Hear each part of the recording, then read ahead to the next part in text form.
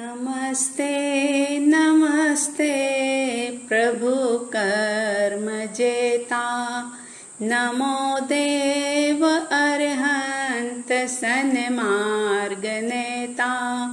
नमस्ते नमस्ते प्रभु शुद्ध रूप, नमो सिद्धिदाता सदा सिद्ध भूप। नमस्ते नमस्ते गुरो संघ शास्ता, नमो देव आचार्य वात्सल्य दाता। नमस्ते नमस्ते उपाध्याय नामी, नमो धर्मदानी, नमो ज्ञान स्वामी। नमस्ते नमस्ते सुधी साधु सारे, करे साधना जो भव से तिरावे। नमस्कारी पांचों पदों का सदा ही, हरे पाप आनंद मांगल्यकारी। नमस्ते नमस्ते गुरु गुरणी माता, दिखाते हैं सतपथ देते हैं साता। गुरु गुरणी शरणा सदा उपकारी, सदा हितकारी हे आनंदकारी, सदा हितकारी हे आनंदकारी।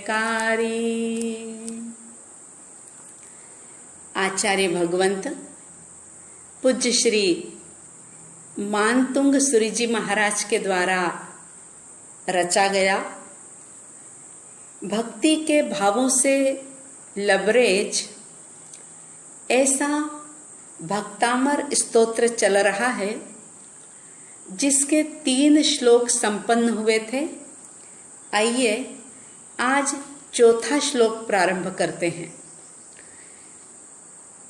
वक्तुं गुणान् गुण समुद्र शशांक कांतान्, कस्ते क्षमः सुर गुरु प्रतिमोऽपि बुद्ध्या।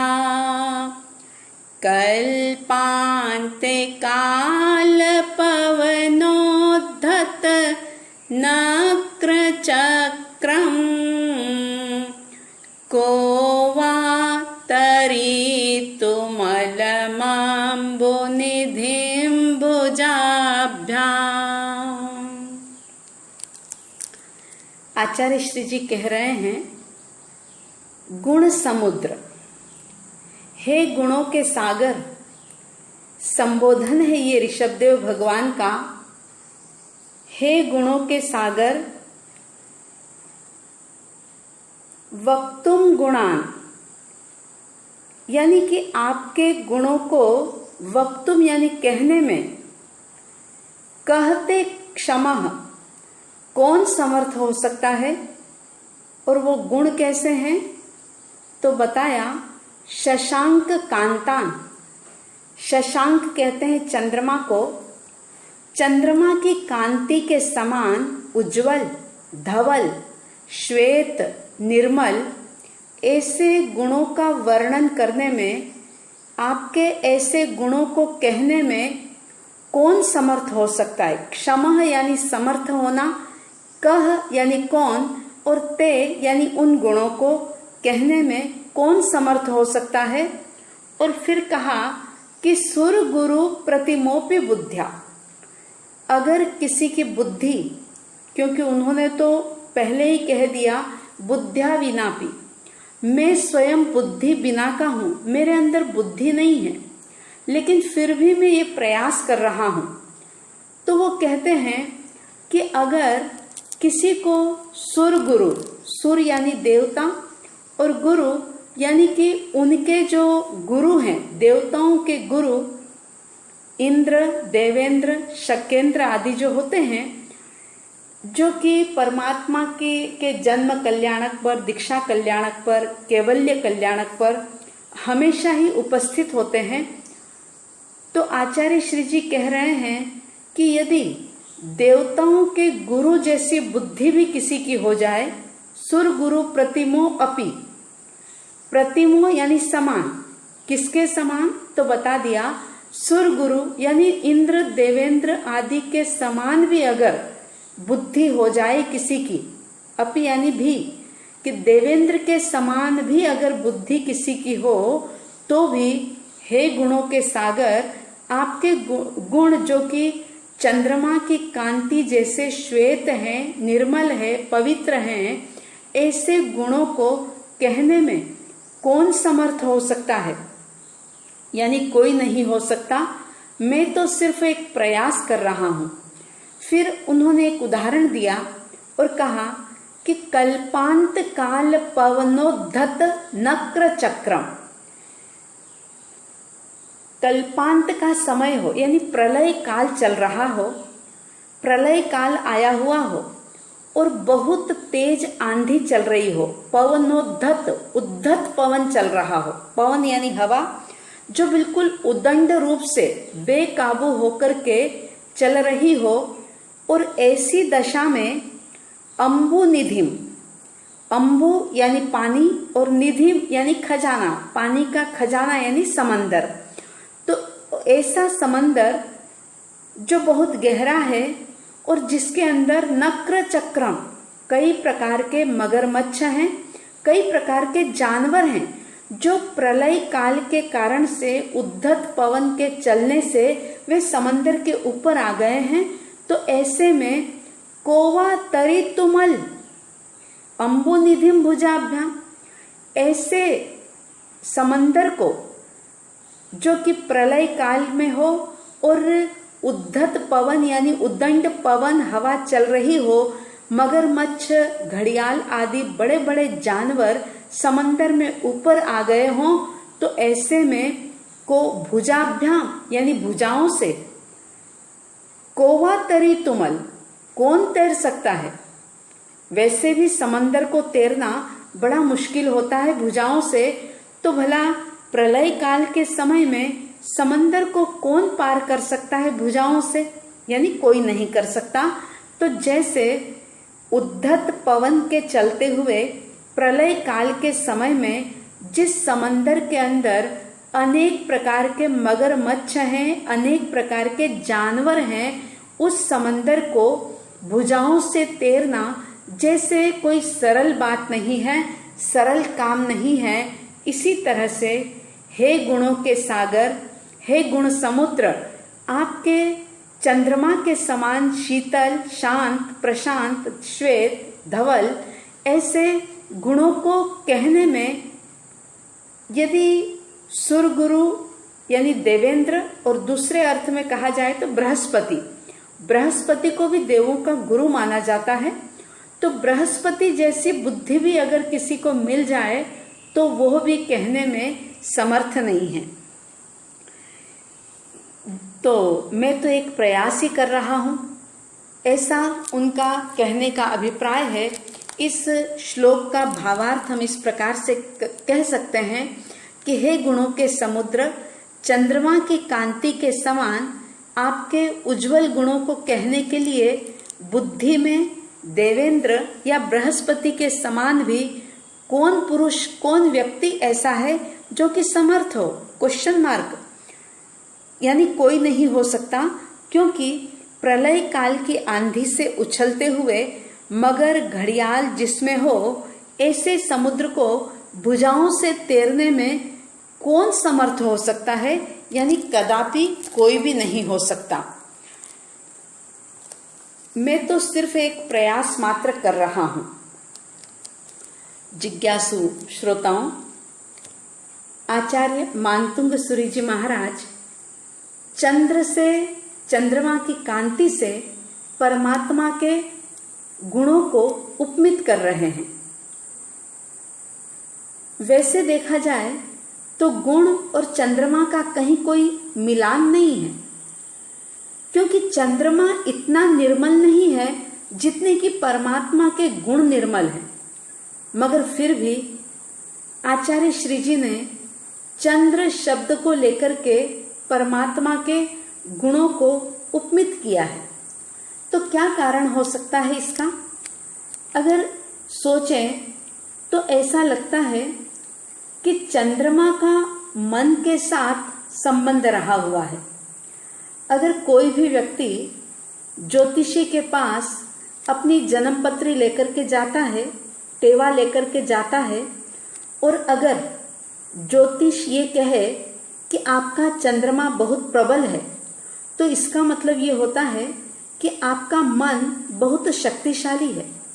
और अगर ज्योतिष ये कह दे आपके टेवे को देख करके कि आपका चंद्रमा निर्बल है, कमजोर है, तो इसका मतलब ये हुआ कि चाहे कितनी भी अनुकूल परिस्थितियां आपको मिले, सब कुछ अच्छा मिले, किसी भी प्रकार की घटनाएं होती रहे, लेकिन ऐसा व्यक्ति अपने मन से ही पराजित होता रहता है।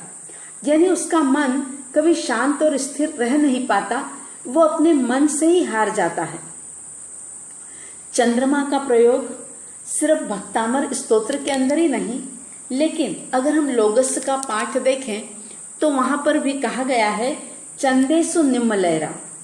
सिद्धों के स्वरूप का वर्णन करते हुए ये बात कही कि चंद्रमा से भी ज्यादा निर्मल, मतलब यूं कि चंद्रमा का हमारे साथ बहुत संबंध रहा हुआ है। और इतना ही नहीं, जम्बू स्वामी जी को जब सुधर्मा स्वामी जी ने वीरत्वई की बात कही थी, तो उसमें भी चंद्रमा की उपमा परमात्मा को दी थी। तो इस प्रकार से हम देखते हैं कि चंद्रमा का व्यक्ति के साथ बहुत गहरा संबंध रहा हुआ है। तो आचार्य श्री जी ने भी परमात्मा के गुणों को उपमित करने के लिए चंद्रमा का सहारा लिया। शशांक कांतान, शशांक यानी चंद्रमा और कांतान यानी उसकी कांति, कैसे गुण है परमात्मा के, तो बता दिया कि शशांक कांतान यानी चंद्रमा की कांति के समान श्वेत उज्जवल।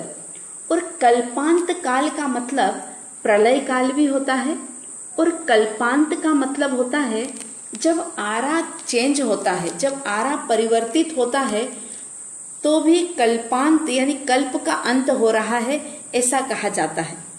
कल्प शब्द के और भी बहुत तरह से प्रयोग किए जाते हैं, बहुत प्रकार के अर्थ होते हैं कल्प शब्द के।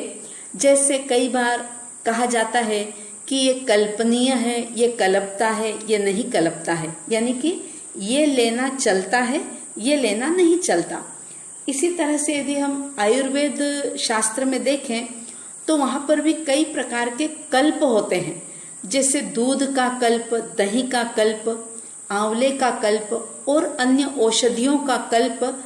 ऐसे कल्प शब्द का प्रयोग आयुर्वेद शास्त्र में भी होता है। और यदि हम साधना की दृष्टि से देखें तो साधना की दुनिया में भी कई बार कल्प शब्द का प्रयोग होता है, जैसे लोगस कल्प की साधना, भक्तामर कल्प की साधना, नवकार मंत्र कल्प की साधना। ऐसे कई प्रकार से कल्प का प्रयोग किया जाता है।